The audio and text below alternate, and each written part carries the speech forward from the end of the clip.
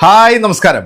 അങ്ങനെ big boss season 7 വാതിൽ നമ്മുടെ ലാലേട്ടൻ തുറന്നു. അതിനകത്ത് കണ്ടസ്റ്റൻസ് എല്ലാം ഉള്ളിൽ കയറി. ഓൾറെഡി നിങ്ങളെല്ലാവരെയും ഇപ്പോൾ കണ്ടിട്ടുണ്ട്. പക്ഷേ എനിക്ക് എടുത്തു പറയേണ്ടത് ലാലേട്ടൻ ഈ ബിഗ് ബോസ് സീസൺ 7 ഈ ഒരു ഇനോഗ്രേഷനിൽ വന്നിട്ടുള്ള ആ ഒരു കോസ്റ്റ്യൂമും ലാലേട്ടൻ്റെ ആ ഒരു ഗെറ്റപ്പൊക്കെ ഉണ്ടല്ലോ, കിട്ടുമായിരുന്നു കേട്ടോ. ഒരുപാട് ഇഷ്ടപ്പെട്ടു. കാരണം നമ്മൾ സിനിമയിൽ കാണുന്നതിനൊക്കെയല്ല, ലാലേട്ടൻ ഒരു വേറൊരു ലെവലായിട്ട് എനിക്കിതിനകത്ത് തോന്നി.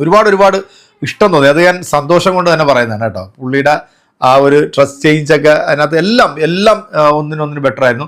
പിന്നെ ബിഗ് ബോസ് എന്ന് പറയുന്ന ഹൗസ് ഇപ്രാവശ്യത്തത് ഗംഭീരമാണ്. ഒരു രക്ഷയില്ലാത്ത ഹൗസ് തന്നെയാണ്. അതിൻ്റെ ഇൻറ്റീരിയലൊക്കെ അടിപൊളിയാണ്. അത് ഓരോന്ന് ലാലേട്ടൻ കാണിച്ചു തന്നു നമുക്ക്. പിന്നെ ഈ ബിഗ് ബോസ് 7 ഒരുപാട് പ്രത്യേകതകൾ ഉണ്ടാകും. 7ന്റെ പണിയുമായിട്ടാണ് ബിഗ് ബോസ് ഹൗസ് തുറന്നിരിക്കുന്നത്. ഇനിയിപ്പോൾ നമ്മൾ ബിഗ് ബോസിൽ ഇന്നലെ നമ്മൾ ഒരു പ്രഡിക്ഷൻ ലിസ്റ്റ് നമ്മൾ വെച്ചിരുന്നു. ആ പ്രഡിക്ഷൻ ലിസ്റ്റിൽ നമ്മൾ പറഞ്ഞിരുന്നത് രേണു സുധി ഇതിനകത്തുണ്ടാകില്ല എന്നായിരുന്നു. പക്ഷേ അതൊരു സസ്പെൻസ് ആയിരുന്നു. കാരണം രേണു സുധി ഇതിനകത്തുണ്ടാകുമെന്ന് തന്നെയാണ് എല്ലാവരും പ്രതീക്ഷിച്ചത്. ഞാനും നിങ്ങളും ഒക്കെ അത് തന്നെ പ്രതീക്ഷിച്ച.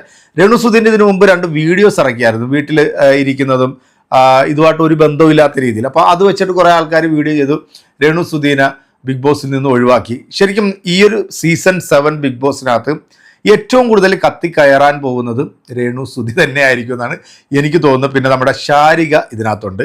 രേണു സുധിയും ശാരികയും തമ്മിലുള്ള പ്രശ്നങ്ങൾ ഇനി എന്തൊക്കെയാണ് എന്നുള്ളത് നമുക്ക് ബിഗ് ബോസ് ഈ ഹൗസിൽ നമുക്ക് കാണാൻ സാധിക്കും. കാരണം ഇവർ തമ്മിലുള്ള ഒരു ഇൻ്റർവ്യൂ ഭയങ്കരമായിട്ട് വൈറലായിരുന്നു.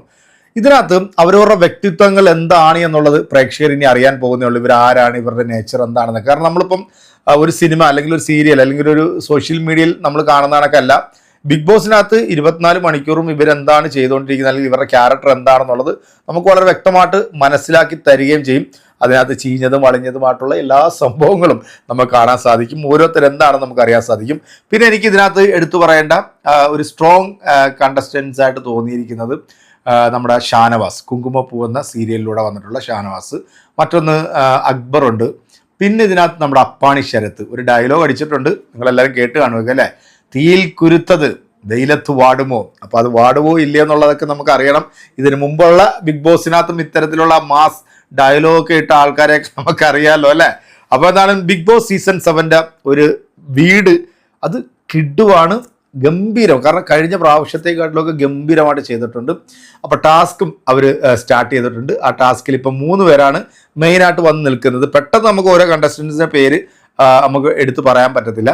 പക്ഷേ അത്യാവശ്യം നല്ല ഒരു ടീമാണ് വന്നിരിക്കുന്നത്. പിന്നെ നമ്മുടെ സുധിമോളുണ്ട്. അതുപോലെ തന്നെ ഓരോരുത്തരുടെ പേര് നമ്മൾ ഇനി ഓരോ ടാസ്കിനെ കണ്ട് വരുമ്പോഴത്തേക്ക് നമുക്ക് മനസ്സിലാകത്തുള്ളൂ. എന്താണെങ്കിലും സീസൺ 7 ബിഗ് ബോസ് ഇതിനകത്ത് നിങ്ങൾക്കിഷ്ടപ്പെട്ട ഇത്രയും പേരിൽ നിങ്ങൾക്കിഷ്ടപ്പെട്ട അല്ലെങ്കിൽ സീസൺ 7 കപ്പടിക്കാൻ ചാൻസ് ഉള്ളത് തുടങ്ങിയിട്ടേ ഉള്ളൂ എങ്കിലും നമുക്കും പ്രെഡിക്റ്റ് ചെയ്യാമല്ലോ അല്ലേ, ആർക്കായിരിക്കാം. അത് ഫീമെയിൽ ആണോ അല്ലെങ്കിൽ ബോയ്സ് ആണോ, ആരാണ് എന്നുള്ള നിങ്ങളുടെ അഭിപ്രായം കൂടെ അറിയിക്കുക. നമ്മുടെ രേണു സുധി ഇതിനകത്ത് കത്തിക്കയറുമോ, നമ്മുടെ ശാരിക സാധാരണ ഈ ഹോട്ട് സീറ്റിൽ വന്നിരുന്നുകൊണ്ട് ആണും പെണ്ണും ഒന്നും നോക്കത്തില്ല, വലിച്ചു കീറിയിടുന്നൊരു സ്വഭാവം അറിയാമല്ലോ. മൈത്രിയനെ എടുത്തിട്ട് എയറിലാക്കാൻ നോക്കി ലാസ്റ്റ് ശാരിക തന്നെ എയറിൽ പോകുന്ന കാഴ്ച നമ്മൾ കണ്ടു. രേണു സുധിയുടെ കാര്യത്തിൽ അങ്ങനെ തന്നെയാണ്. അപ്പം അത്യാവശ്യം സോഷ്യൽ മീഡിയ ഇൻഫ്ലുവർ ആയിട്ടുള്ള കുറച്ച് ആളുകളെ നമുക്ക് വളരെ വ്യക്തമായിട്ട് അറിയാം. അവരുടെ ആ ഒരു രീതിയൊക്കെ എന്താണെന്നുള്ള അറിയാം. എന്നാൽ അറിയപ്പെടാത്ത അല്ലെങ്കിൽ നമ്മൾ ഇന്നേവരെ കാണാത്ത കുറച്ച് കണ്ടസ്റ്റൻസും കൂടെ ഈ ഒരു ബിഗ് ബോസ് സീസൺ 7 വന്നിട്ടുണ്ട്. അപ്പോൾ അവരെക്കുറിച്ചൊക്കെ നമ്മൾ കൂടുതലായിട്ട് അറിയണമെന്നുണ്ടെങ്കിൽ ബിഗ് ബോസ് നമ്മൾ കണ്ടുകൊണ്ടിരിക്കണം. അപ്പോൾ ബിഗ് ബോസ് കാണാം. ഞാൻ കഴിഞ്ഞ സീസണിലൊന്നും ഞാൻ ബിഗ് ബോസിനെ കുറിച്ചിട്ട് ഇങ്ങനെ ഒരു വീഡിയോ ഒന്നും ചെയ്തിട്ടില്ലായിരുന്നു. പക്ഷേ ഈ ബിഗ് ബോസിൽ പോകണമെന്ന് ആഗ്രഹിക്കുന്ന ഒരുപാട് ആളുകളുണ്ടല്ലേ. ഇപ്പോഴും ഈ വീഡിയോ കാണുന്നവരും ഒരുപാട് ആൾക്കാരുണ്ടാവും. അപ്പോൾ നമുക്ക് ഇനി ബിഗ് ബോസിനകത്ത് വരുന്ന സംഭവങ്ങൾ എന്തൊക്കെയാണെന്നും ഈ ബിഗ് ബോസിനെ കുറിച്ചിട്ട് പ്രേക്ഷകർ എന്താണ് പറയുന്നതിനെ കുറിച്ചിട്ടുള്ള അവരുടെ ഒരു ഒപ്പീനിയൊക്കെ ആയിട്ട് നമ്മളിനി സ്ഥിരം ബിഗ് ബോസ് വീഡിയോസൊക്കെ ആയിട്ട് പ്രേക്ഷകരിലേക്ക് എത്തുന്നതായിരിക്കും. അപ്പം നിങ്ങൾ പ്രെഡിക്റ്റ് ചെയ്യുക, നിങ്ങൾക്ക് ഇഷ്ടപ്പെട്ട കണ്ടസ്റ്റൻസ് ആരാണ്, ആർക്കായിരിക്കും കപ്പടിക്കാൻ ചാൻസ് കൂടുതലെന്നുള്ളത് ഇപ്പോഴേ അറിയിക്കുകയാണെന്നുണ്ടെങ്കിൽ ഈ ബിഗ് ബോസ് തീരുന്നതിന് മുമ്പ് അല്ലെങ്കിൽ ബിഗ് ബോസ് അവസാനിക്കുമ്പോൾ ഞാനത് നോക്കും, ആരാണ് ഇന്നാളുടെ പേര് പറഞ്ഞിരിക്കുന്നത്. അവർക്ക് എൻ്റെ വകയായിട്ടും ബിഗ് ബോസ് ഒരു സമ്മാനമായിട്ട് വന്നിരിക്കും. അപ്പം അടുത്ത വീഡിയോ കാണാം. അതുവരെ എല്ലാവർക്കും